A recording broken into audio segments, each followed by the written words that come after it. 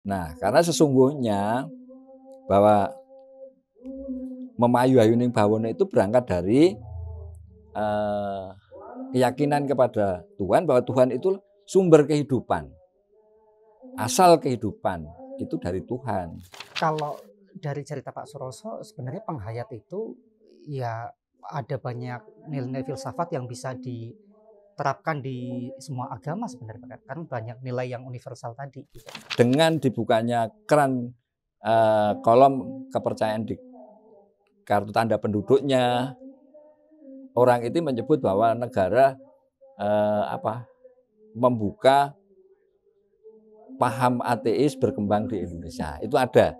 Ini ada. Tetapi ya mohon maaf sebelum siapapun ya, sebelum menjas bahwa penghayat kepercayaan itu ateis, tanya dululah kepada yang bersangkutan. Kalau kita tidak bisa memelihara tempat kita hidup, ya kita nggak akan bisa hidup.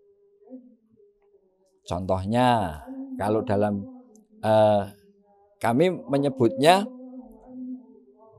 sebenarnya Tuhan itu ada di mana-mana. Manifestasinya apa? Ada 4 anasir alam atau 4 elemen: api, air, udara, dan tanah. Kayak avatar berarti Pak. Ya.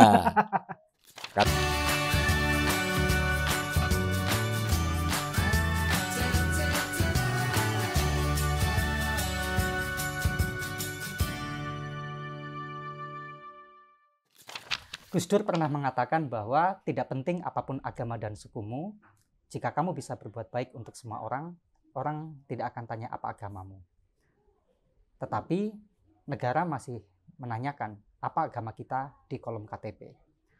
Sampai tahun 2017, ada banyak masyarakat Indonesia yang tidak bisa mencantumkan agama mereka di kolom KTP karena agama yang diakui hanya 6. Tetapi setelah tahun 2017, sedikit ada kelonggaran bahwa sebagian masyarakat tadi yang belum bisa mencantumkan kolom agamanya, itu sudah bisa mencantumkan berdasarkan identitas aslinya. Meski demikian, hal itu tidak menghapus stigma yang mereka alami selama bertahun-tahun, selama puluhan tahun bahkan. Dan hari ini kita akan ngobrol bersama dengan salah satu warga yang disebut sebagai penghayat. Telah hadir bersama kita Pak Suroso. Selamat pagi Pak Suroso. Selamat pagi. Rahayu. Rahayu. Iya. Ini Pak Suroso sekarang tinggal di mana Pak?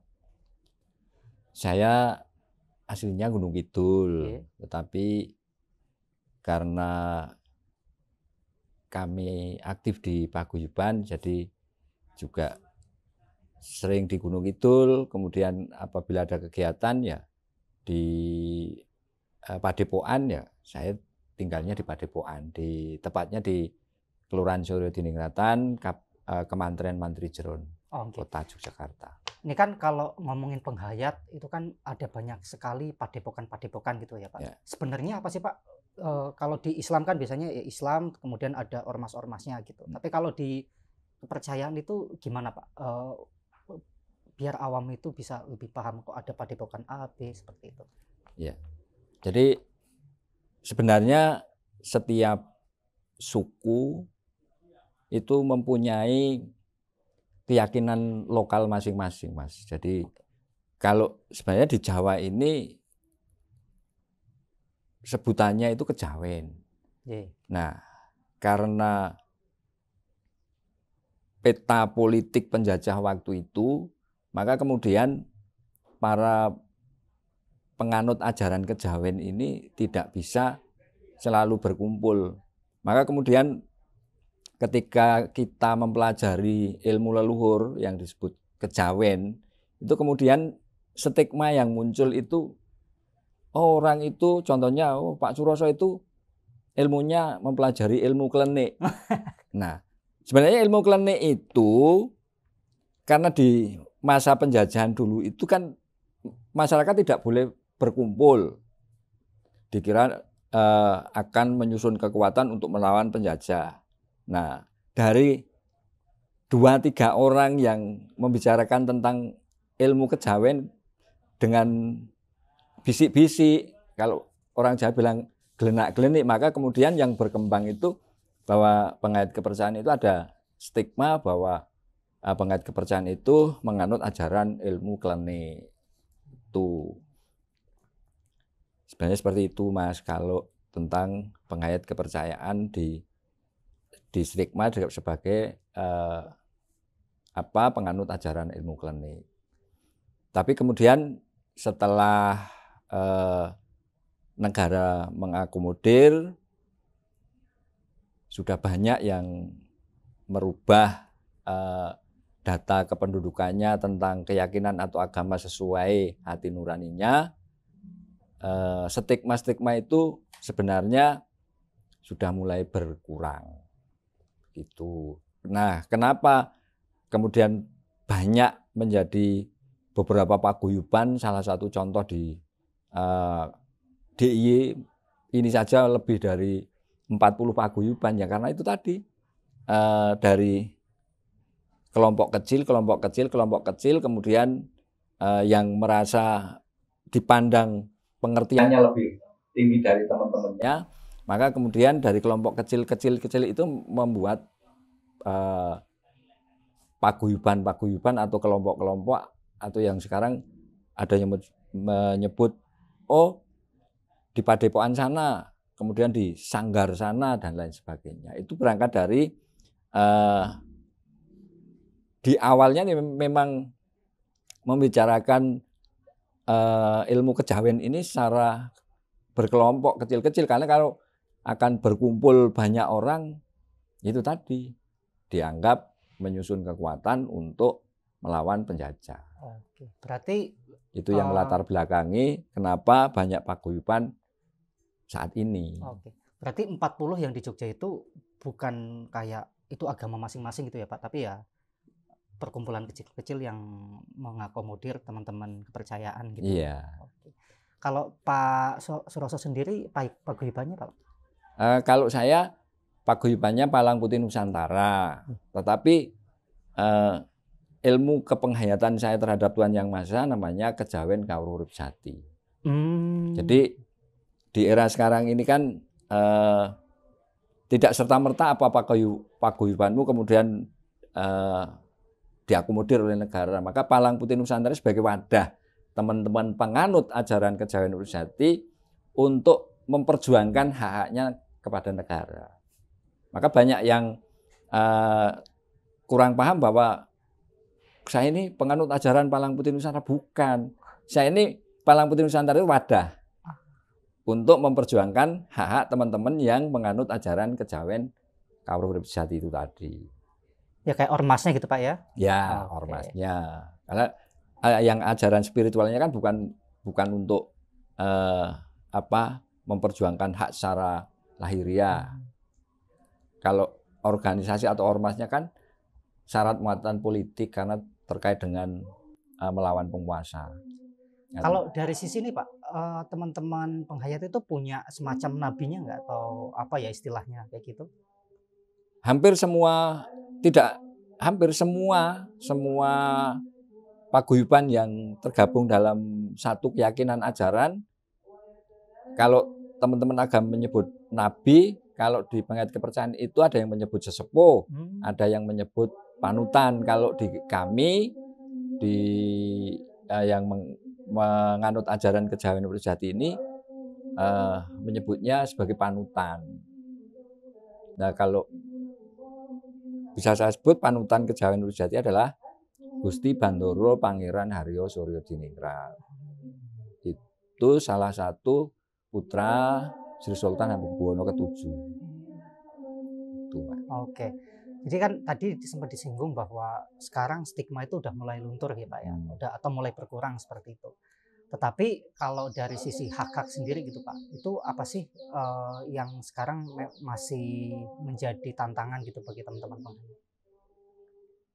Kalau stigma mulai berkurang Mas, tetapi karena fenomena perubahan KTP semakin masif ya di Indonesia, baru-baru ini ada pendapat atau stigma dari salah seorang tokoh yang kalau saya melihat podcastnya itu dari salah satu ormas juga sih yang menyebut bahwa dengan dibukanya keran kolom kepercayaan di kartu tanda penduduknya, orang itu menyebut bahwa negara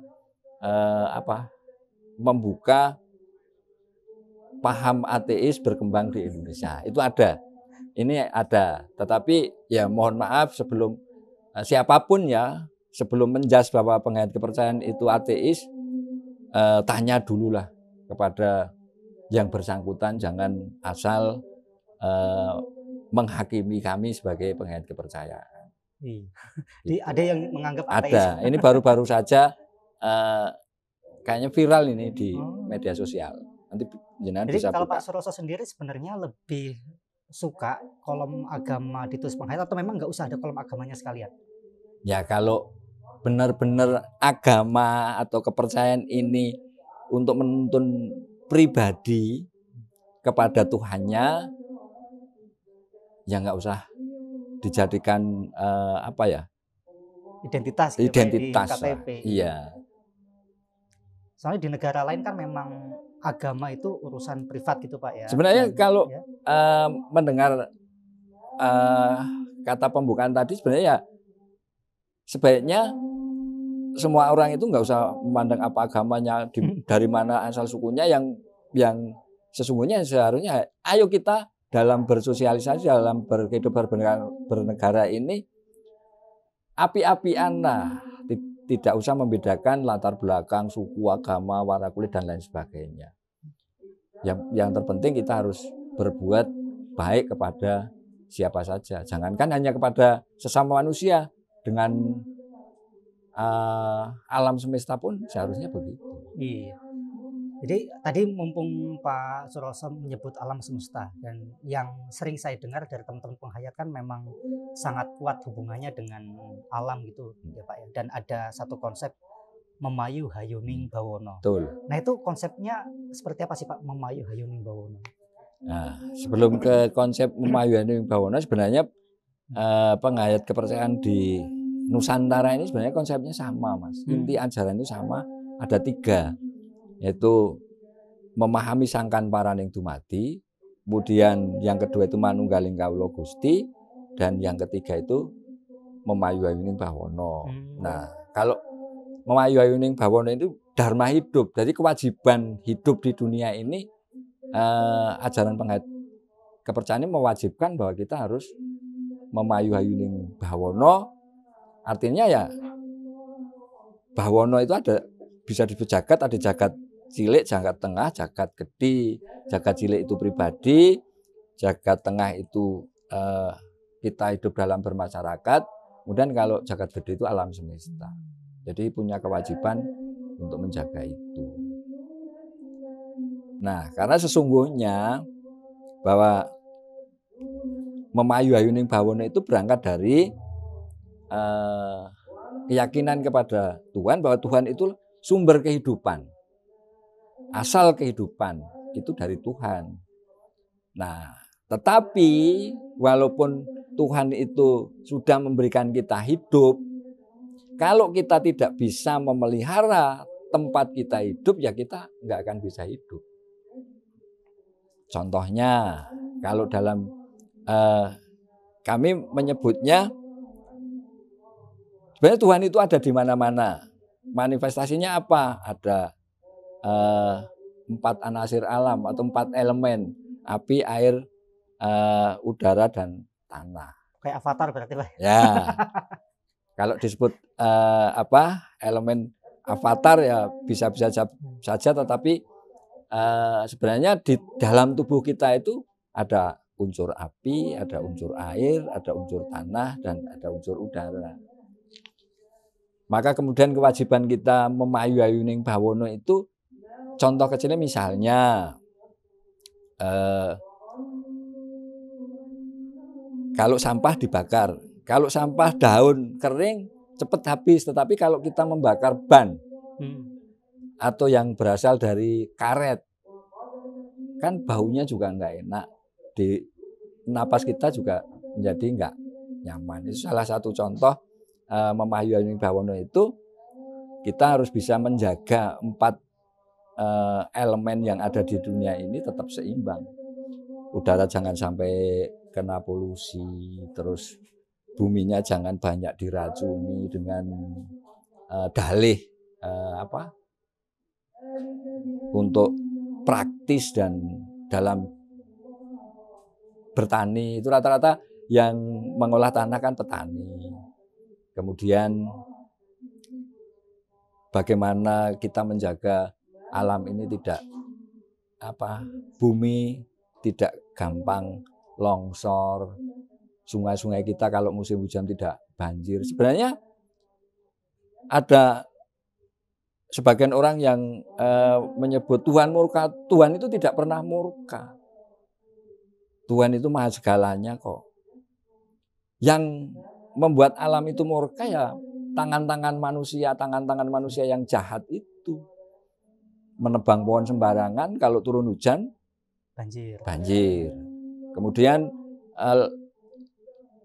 bekas tebangannya itu ranting-rantingnya dan batang-batangnya yang nggak kepake kan ditinggal di situ.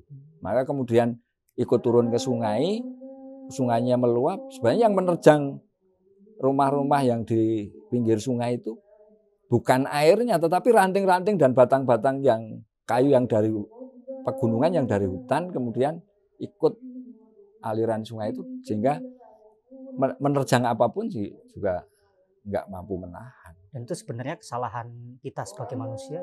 Ya jelas kesalahan manusia. Tuhan itu nggak pernah salah. Tuhan nggak pernah salah. Tuhan itu nggak pernah murka. Kalau Tuhan murka berarti Tuhan tidak maha adil lah. Tuhan tidak maha penyayang. Maka kalau di ajaran penghayat kepercayaan itu bagaimana kita bisa menerapkan sifat-sifat Tuhan itu dalam kehidupan sehari-hari. Begitu. Jadi tidak meyakini bahwa Tuhan itu pernah murka, nggak pernah yakin saya sebagai penghayat kepercayaan. Di dunia ini kalau ada akibat pasti ada sebabnya. Gitu, Mas. Oke, berarti kalau dari cerita Pak Suroso sebenarnya penghayat itu ya ada banyak nilai-nilai filsafat yang bisa diterapkan di semua agama sebenarnya, kan banyak nilai yang universal tadi. Sebenarnya kalau penghayat kepercayaan itu sifatnya universal. Iya. Maka kalau di kami nggak pernah misalnya Bapak kalau begini namanya inisial saja nanti satu sih nggak perlu. Kami terbuka kok. Mulai dari ajaran bagaimana tentang ritual daur hidup, dari lahir, manten sampai meninggal. Kemudian kebanyakan ada mantra-mantra kalau sebagian yang hanya untuk kalangan terbatas, kalau kami enggak. Kami sama persis dengan ajaran-ajaran agama. Pak Roso, saya pengen tahu sih mantramnya. Kalau agama menyebut doa, kalau penghayat di kami kan mantram. Mantra atau mantram. Bagaimana kalau misalnya mau memandikan jenazah? Oh, ada juga, Pak? Ada. Jadi nggak pernah. Boleh Pak saya baca, boleh. Karena ajaran kami ini selain untuk untuk kepentingan internal kami juga untuk siapa saja yang berkenan untuk tahu. Gitu. Jadi nggak eksklusif, enggak. Kami terbuka. Tapi selama ini biasanya kan kalau kita cari informasi tentang penghayat itu kan agak susah gitu, Pak. Nah itu Pak Suroso punya rekomendasi nggak kalau misal teman-teman yang kepengen belajar tentang penghayat itu gimana? Apakah ada media sosialnya atau websitenya atau ya langsung ke Padepokan gitu?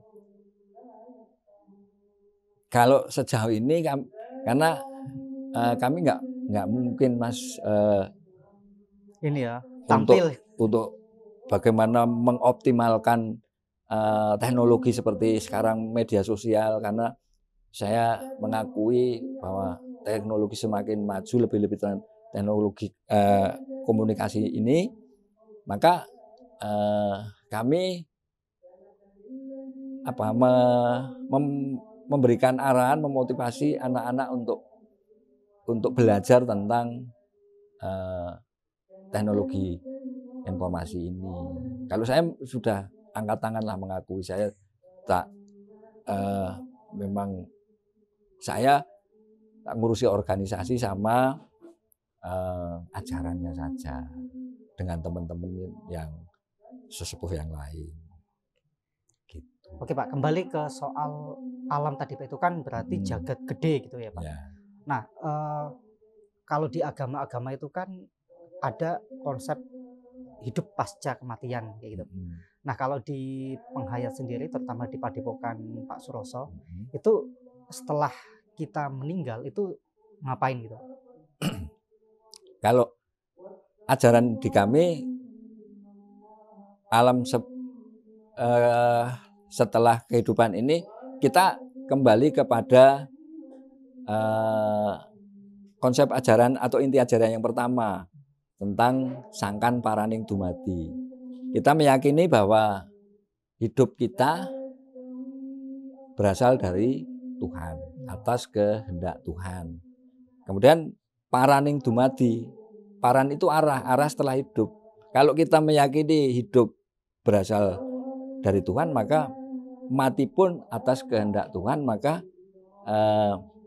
dalam Memahyuaning Bawana itu agar roh atau nyawa atau sukma kita itu ketika meninggalkan raga ini kembali kepada Tuhan. Dan tidak ada konsep surga dan neraka setelah meninggal. Jadi kembali ke asal. Saya sering bertanya untuk meyakinkan ajaran saya, siapa yang pernah ingat sebelum lahir? Belum pernah ada yang menjawab saya. Tetapi semua orang meyakini bahwa kehidupan karena kodrat Tuhan, atas kehendak Tuhan. Mati pun semua atas kehendak Tuhan. Dan ternyata yang meninggal juga belum pernah ada yang berkabar kepada anak cucu di dunia. Gitu. Jadi tidak ada konsep di kami, tidak ada konsep surga dan neraka setelah mati. Tetapi surga dan neraka itu sebagai pegangan dalam ajaran bahwa surga itu kebaikan, neraka itu tingkah laku atau tindakan atau perbuatan yang jelek, artinya yang jahat yang merugikan orang lain. Maka ketika saya sampaikan ke anak-anak, nggak usah nunggu mati kalau cuma mau merasakan panasnya api, kamu ke pasar Beringharjo, ambil copet itu dompet orang, pasti dibakar hidup-hidup. Atau kalau enggak, kalian akan dimasak. Itu. Jadi apakah ada istilah surga? Ada, tetapi surga dan neraka itu bagi kami adalah itu satu petunjuk ajaran bahwa istilah surga itu untuk kebaikan dan jangan sekali-sekali kamu menginginkan atau merasakan hidup seperti di neraka, karena itu di dunia pun bisa dirasakan sesungguhnya. Iya, karena nggak punya nggak punya konsep bahwa nanti akan masuk surga atau masuk neraka, jadi ya jadi orang yang sebaik mungkin gitu. Iya, pokoknya berbuat baiklah kepada siapa saja, di mana saja, kapan saja. Itu berarti kayak lagunya Chrisye itu yang jika surga dan neraka tak pernah ada itu. Mungkin. Itu sufistik juga itu. Kan orang kadang-kadang baik itu demi surga gitu, padahal ya baik aja kayak gitu. Nanti tadi saya langsung tuh menjelaskan ke Memahyuaning Bawana. Jadi karena ada pertanyaan seperti itu, jadi sebelum Memahyuaning Bawana sebenarnya jadi ada jagat cilik, jagat tengah, jagat gede. Maka dalam pengamalan dalam kehidupannya itu ya memayu-ayuning diri, memayu-ayuning sesama, memayu-ayuning negara, baru memayu-ayuning bawana. Nah, bawana malah yang paling gede. Jadi sebelum ke dunia yang besar ini, bagaimana kita bisa memayu-ayuning diri tadi? Caranya bagaimana? Ya itu tadi, berbuat baiklah di mana saja, kapan saja, dan kepada siapa saja. Jangan melihat latar belakang apapun yang ada pada diri seseorang itu. Itu salah satu pengamalan ajaran memayuning diri. Kemudian itu yang memayuning sasomo, yang memayuning diri itu makanlah makanan yang sehat, salah satu contohnya. Jagalah lisanmu. Gitu. Jangan sampai berucap itu semaunya. Maka ada istilah kalau orang tua bilang nek ngomong ke nganggu waton, aja ming waton ngomong ke sing empan papan, itu sebenarnya maknanya sama saja. Karena luka dari lisan itu sulit sembuhnya. Iya. Beda kalau luka dari senjata tajam. Nggak kelihatan lagi Pak ya, sedalam apa kayak gitu. Iya. Karena kalau luka akibat lisan itu sampai sekarang nggak ada dokter. Kalau tapi sekarang ada ini Pak, biasanya orang ke dokter psikolog kayak gitu Pak. Sama ini Pak, kalau tadi ngomongin soal jagat cilik, jagat tengah sama jagat gede gitu. Nah, untuk bisa ke sana itu ada ritual-ritual tertentu atau ritual itu sebenarnya cuma sarana aja Pak di penghayat? Nah, ini yang kadang rancu, Mas. Yeah. Kalau yang namanya mengamalkan hidupan dalam jagat cilik, jagat tengah, jagat gede, itu kehidupan yang nyata, bukan tentang tentang semua melulu spiritual. Nah, kalau yang jagat gede inilah ya yang ada kehidupan lahir, ada kehidupan batin, artinya ada yang berkaitan dengan alam yang kasat mata dan alam yang tidak kasat mata. Itu memayuning bawono. Salah satu contohnya yang satu bentuk pengamalan kehidupan yang terhubung dengan yang makhluk-makhluk yang enggak kasat mata, misalnya dalam bentuk ritual-ritual itu. Tetapi kalau enggak ada ritual ya memang kewajiban kita hidup seperti itu. Nah, kalau laku spiritual dengan laku ritual itu berbeda. Kalau laku spiritual itu tidak membutuhkan apapun, sarana apapun. Nah, kalau melaksanakan upacara-upacara ritual itu memerlukan rangkaian sesaji. Karena berkait dengan leluhur yang sudah tidak kasat mata. Tuh. Nah, sebenarnya sesajen itu pun sebenarnya kalau kita bedah makna-maknanya sebenarnya itu bahasa simbol. Kalau menurut pendapat saya mungkin dulu itu belum ada bahasa tulis, maka kemudian leluhur itu mewariskan ajaran itu dengan bentuk-bentuk atau simbol-simbol. Yang simbol-simbol itu yang bisa tetap menjaga kerukunan di antara anak cucunya dan sesamanya. Berarti ujungnya sebenarnya kehidupan yang damai, harmoni dan seterusnya ya Pak. Kalau soal pakai bentuk-bentuk A, B, C itu ya sebenarnya cuma simbol. Simbol. Salah satu contoh ritual kan yang identik tumpeng. Ya, tumpeng. Sebenarnya kita nggak usah tumpeng ini untuk apa disajikan, dipersembahkan untuk siapa. Sebenarnya dengan melihat tumpeng itu leluhur itu sudah mengingatkan loh kepada kita. Ketika kita melihat tumpeng itu leluhur memberikan pesan. Selama hidup kami tumindak sing lempeng, berbuatlah kebaikan.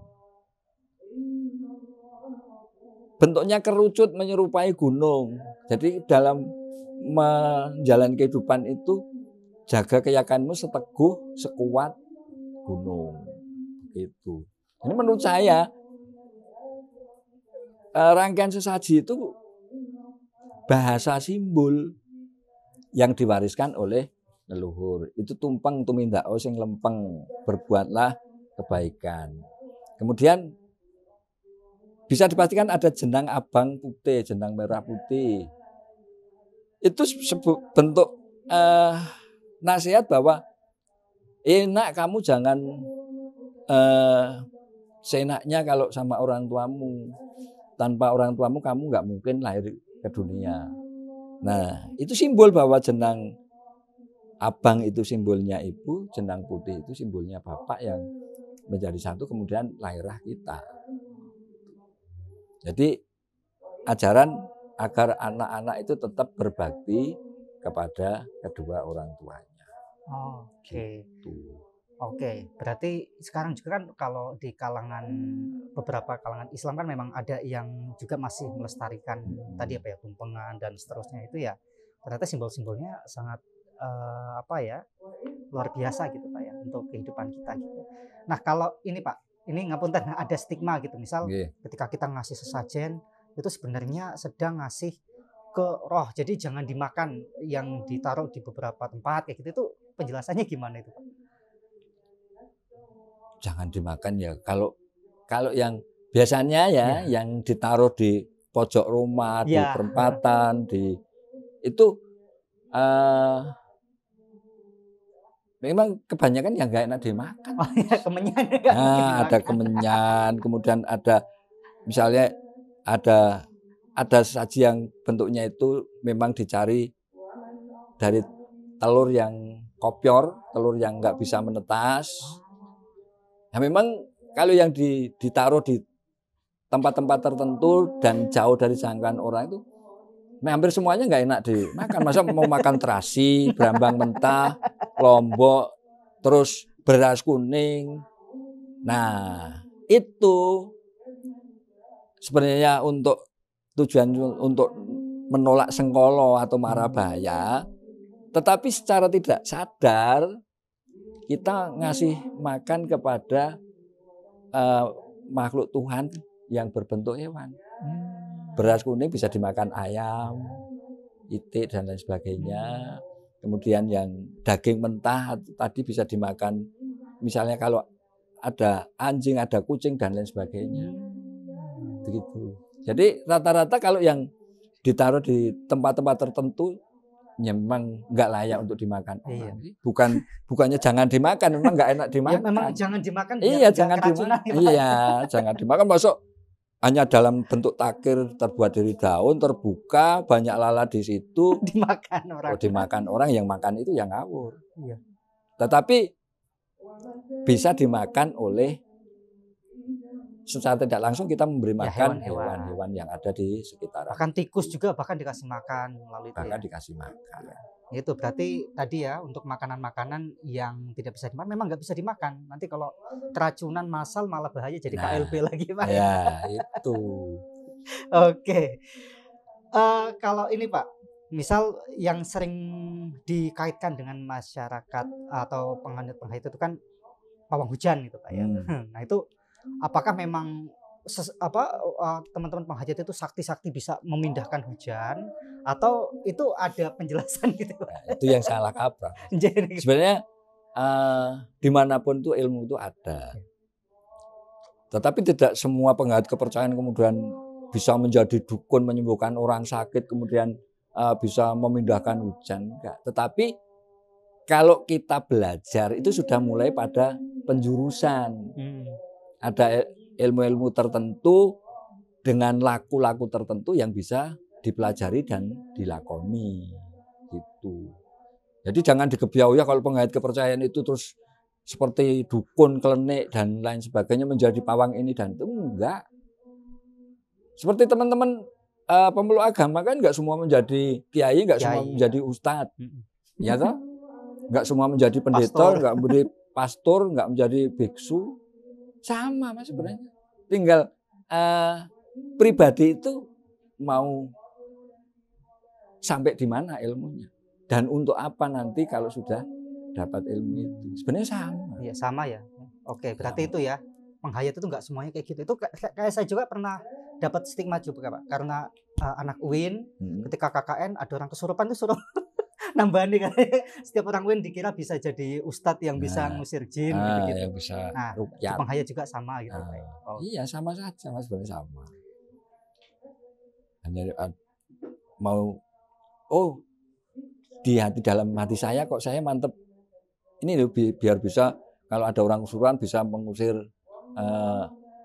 yang merasui seseorang itu atau bisa itu tinggal pilihan, nggak semua penghayat bisa. Kenapa begitu? Karena kalau seperti saya sendiri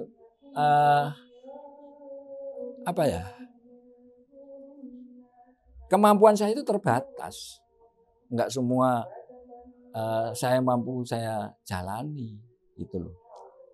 Jadi tak ukur ya kemampuan saya itu memang terbatas, dan yang mampu itu karena memang punya kelebihan dan punya usaha untuk bisa itu. Iya. Dan satu hal ketika ngomongin kayak ya pawang hujan atau apapun itu kan sebenarnya ya tadi ya, kalau dikaitkan dengan jagat cilik, jagat tengah, jagat gede ya sebenarnya kita semua itu satu kesatuan gitu ya Pak ya. Tinggal ada orang yang tahu cara A, cara B dan seterusnya seperti itu. Oke, pada intinya memang saya tertarik sekali dengan banyak ini ya cerita-cerita tentang penghayat yang mereka menjaga alam dan seterusnya. Tapi sebelum ke sana Pak, atau apa ya, tadi kan udah mulai banyak dibahas, dan yang saya penasaran sebelum tahun 2017 itu kan otomatis teman-teman penghayat itu memang identitasnya itu sangat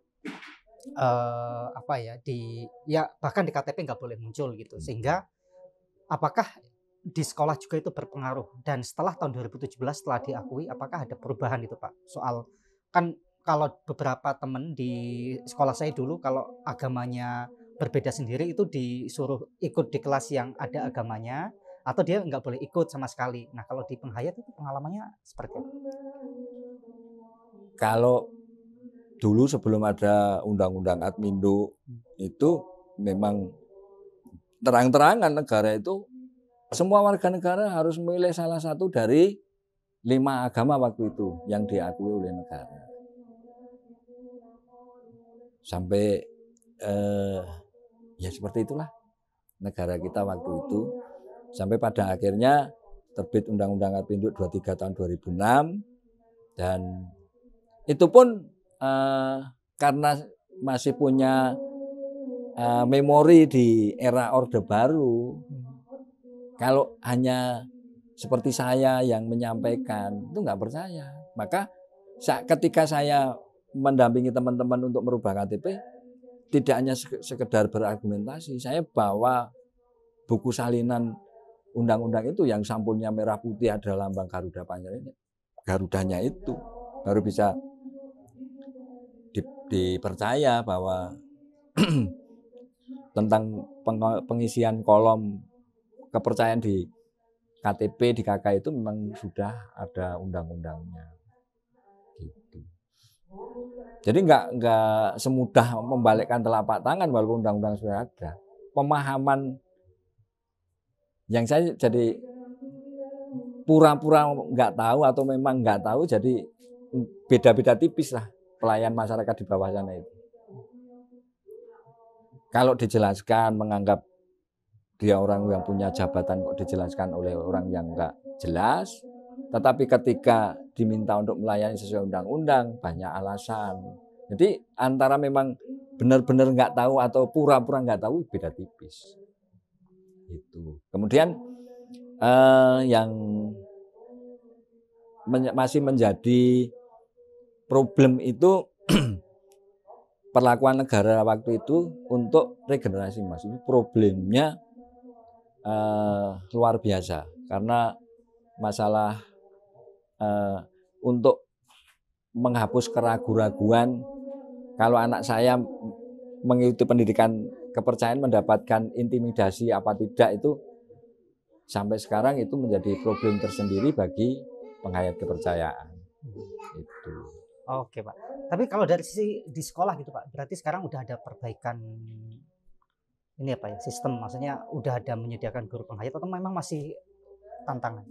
Kalau pengajar pendidikan kepercayaan ini sementara ini baru penyuluh kepercayaan yang sudah melalui BIMTEK tingkat terampil, BIMTEK tingkat ahli, yang kemudian mendapatkan sertifikasi dari BNSP, Badan Sertifikasi Profesi.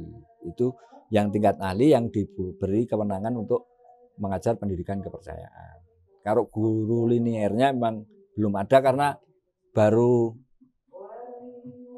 tahun 2024 kemarin ada lulusan program studi pendidikan kepercayaan di Unpad Semarang. Tapi terbatas sekali, hanya tidak sampai 30 orang, padahal yang membutuhkan di seluruh Indonesia. Iya, banyak sekali. Ya. Tapi dari situ ya mulai ada perbaikan gitu Pak ya. Dan semoga ke depan memang semakin membaik dan penghayat itu ya setara dengan agama-agama lain, meskipun hari ini ya yang masih ironis kan agama-agama itu di bawah Kementerian Agama, sementara teman-teman penghayat masih di Kemendikbud gitu Pak. Ya, pokoknya agar yang diharapkan Mas Joko ya, itu bisa berjalan sesuai dengan lancar. Dukung dong kami.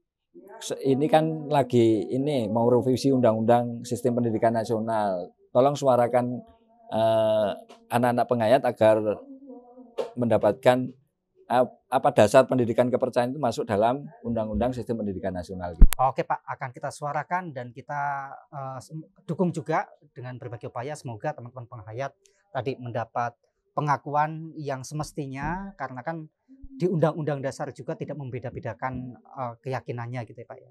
Undang-undang turunannya ya, kita ini menjadi PR juga bagi kita, dan semoga ke depan karena sudah ada banyak sekali upaya-upaya yang dilakukan, ini membawakan hasil yang maksimal, dan semoga Pak Suroso dan juga teman-teman penghayat mendapatkan ya kehidupan yang layak lah di Indonesia. Ya, terima kasih doanya.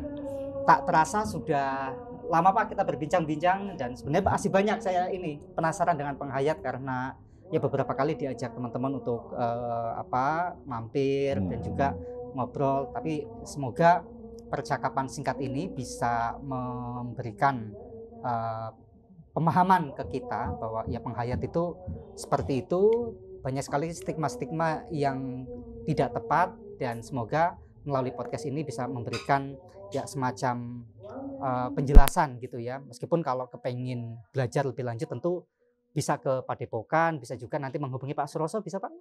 Bisa, oke. Karena penghayat itu banyak sekali macamnya, tapi tadi ajaran intinya itu sama. Jadi kalau mau belajar dimanapun sebenarnya ya belajar menjadi manusia seutuhnya gitu ya Pak. Baik, terima kasih.